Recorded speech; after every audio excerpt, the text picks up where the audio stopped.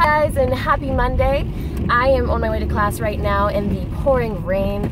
I already attempted to make 2 other videos of this in the pouring rain because I wanted to switch up my scenery for once.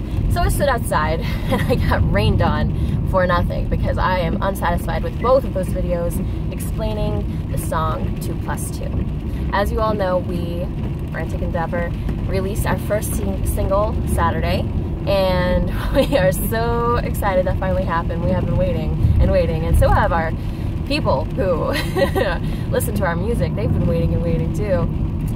But I just wanted to also pause right here and take the time to thank you all for watching my videos, for commenting and sharing and liking and supporting me over and over again. And every Monday I post a new video and you guys are always there to watch it, and that means so much to me. That, I mean, I would post those videos anyway, but knowing that people actually wait for Monday to roll around again so they can see another song cover of me singing, for them to appreciate, for them to listen to, it really means a lot, and I really, really appreciate it. So thank you, thank you, thank you, thank you, thank you.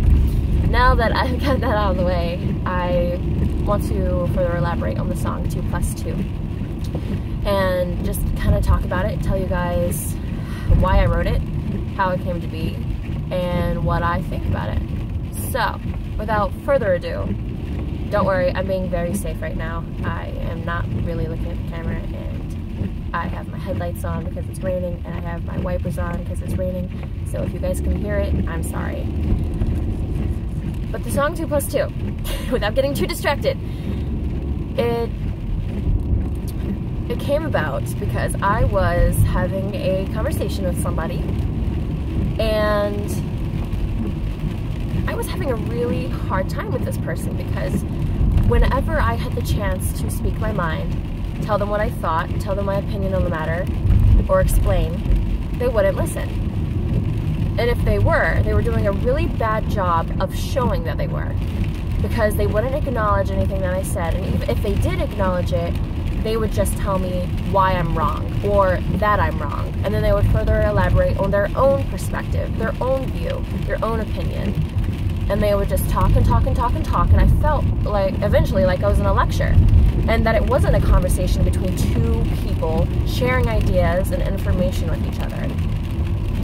And when that happens, it's really frustrating because they just don't want to listen to you because they already think they've found the right answer. They already think they're right, they're already stuck in their ways, they're already on a one-track mind, and unless they somehow prove to you that they are right and you are wrong, they won't stop and they won't give up, and it just keeps going and going, and you'll have no chance to speak, you'll have no chance to share your ideas, and at that point it's exhausting. You don't even want to share your ideas with that person. And that's what happened to me. For one of the first times ever, I ended up not even being able to complete that conversation. Usually, I've had many conversations with people talking about ideas, talking about facts, talking about intellectual concepts, and I've always been able to do it. Both sides have always been open, both sides have always listened, but this time, it wasn't working at all. It just wasn't that at all. And that's where I got my first verse from, because this person ended up calling me beautiful, but then ended that sentence by saying, but you don't know how to have an intellectual conversation. And that really stung. That hurt. My pride, I guess, was also hurt. I'm not scared to admit that. And that's just really rude to tell somebody. That's the same thing as saying, you're pretty, but you're dumb. And that's where I got the opening line of my song. Call me pretty, but call me dumb. Why even say that when making fun? Because I felt very made fun of. I felt mocked. I felt ignored and not listened to. It was awful. And when I get frustrated or hurt, often what I do is I go write a song instead. That's my outlet.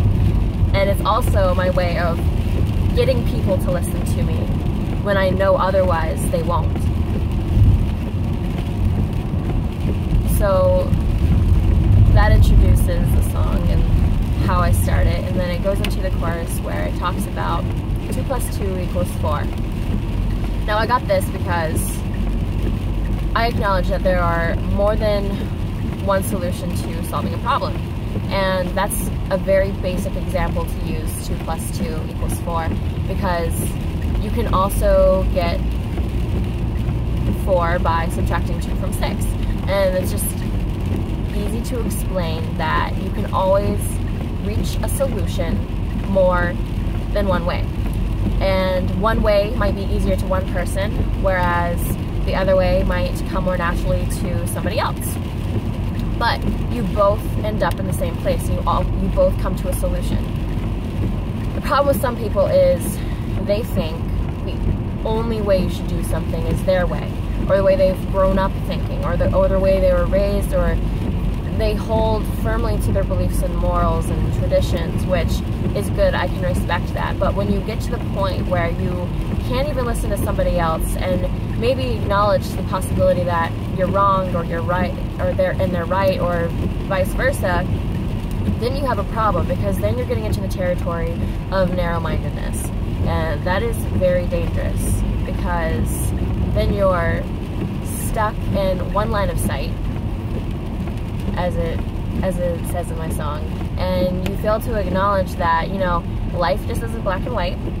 There's a lot of gray area, there's a lot of color, there's a lot to see if you just view the world in a different light. So I think that basically sums up the chorus. I'm just kind of going through the lyrics in my head to make sure I'm not missing anything, because the other 2 times I made this video, it felt very rushed, and I was being rained on, and I just needed to leave for school. And so I didn't take the time to really think about my lyrics, and I kept missing over some. Because believe it or not, even though it is my own song and I wrote it and I've been singing it for a year and a half now, I have to try to remember the lyrics sometimes. I know, shame on me.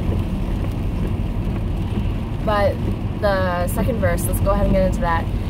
It elaborates on the fact that, you know, those same people who will call you pretty then basically call you dumb, they will also go about it by making you feel inferior. They might call you young, naive, they might call you immature because you don't know what you're talking about, you don't know how to approach this. And that's another way for them to feel better about themselves, and it's their sense of winning. If they're just in it to win and not share ideas, and they're just in it to make you lose and to prove you wrong and to show you that yet again they are right, and why they're right, and why you should listen, and why you should think it this way instead. It's just another way people tend to approach things, and that's another thing that happened to me that night when I was having that conversation. And then it gets into the bridge eventually, where it talks about, you know, distant minds, lost time, separate lives, and that is basically saying that when people are on two different total wavelengths, it's harder to connect, it's harder to understand each other. But it's not impossible, it's really not. But with this particular person, I couldn't do it. And I tried and I tried and I tried, and I'm sure the other person did too, but we just couldn't reach resolve. We couldn't reach a mutual understanding. We couldn't, well, I could agree to disagree, but even after I did that, the other person just kept pressing on and on and on about why they're right, even though I told them politely, okay, you are entitled to think that, but I'm sorry, but actually I'm not sorry, but that's just not what I think. But I understand why you might think that way, and that's okay. We just have two total different views, and that comes from different walks of life, that comes from education, that comes from background, that comes from who you know, that comes from what you read, what movies you watch, that comes from everything you absorb. And that's how you grow to develop your own thoughts and opinions. So that's what the bridge is basically talking about, and it just, the rest of the song elaborates on the fact that, you know, just don't get stuck in one way of thinking. It encourages people to try to think outside the box, try to acknowledge that maybe you're wrong, try to think about the other person's perspective, and try to put yourself in their own shoes if you can. And you know, that's the reason a lot of people tend to fight, because a lot of people can't do that. A lot of people fail to do that. A lot of people don't care to do that. And then they just go about their lives misunderstanding people and getting into arguments when they should just be discussions, and you can always agree to disagree. You don't have to shove something down someone's throat and tell them why you're right. Maybe you're wrong. Hell, maybe I'm wrong. And that's okay. Because at least I'm willing to grow from what other people say, and I'm willing to learn, and I'm willing to understand. And that's the whole point of the song, is to encourage people to do that. And to also call out those people who treated me like that person did. Now, I have a plot twist. So, the person that influenced this song for me to write it is actually my boyfriend. And I don't think he knows that either, but now he will if he watches this video. That was before we started dating. That was when we first started talking. And it was one of our first conversations we had. And that's basically what happened. But you see how it worked out? Now I'm dating him. And now I can see how I was wrong in certain ways. And since then, we've had the same conversation again. I'm getting coffee, so we've had the same conversation again, and we were able to reach a resolve. Thanks from Mary Liz. How can I help you? Hi, I just want a medium raspberry mocha blast, please. All right, cream and sugar? Yes, can you melt the sugar? Melt the sugar? Yes, please. And would you like some cream on top? That'd be great. All right. Thank you. You're welcome. Okay, I just got my coffee. I'm obsessed with Mary Lou's, guys. This isn't me being sponsored. I wish I was. But it is so great. I've tried all of their flavors within like a week. So yeah. But yeah, so that just goes to show that try again. And the next time we tried to have that conversation, it worked out.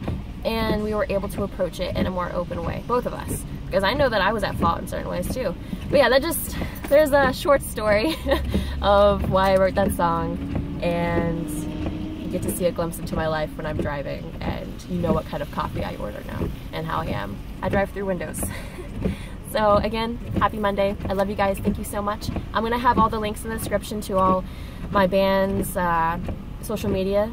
So if you would just follow those if you don't already. And that's a good way to just keep up to date and keep track of what we're up to. Because we do have our EP release show coming up on the 26th, and I will also post tickets to that in the link. And we're totally excited to just show you guys even more of our music, and so that I can also explain to you the inspirations of all the other songs too. Alright, so this video is way too long. I have landed on the lucky number 13. I'm not going to edit it because I'm way too lazy, and I don't do that. You guys know I don't edit my videos. It's raw footage and one take. So that's what I'm just going to do. Maybe someday you'll actually get quality videos, but until then, you're going to get a slanted car video recorded on my phone. Alright guys, have a lovely day, and I love you all. Happy Monday.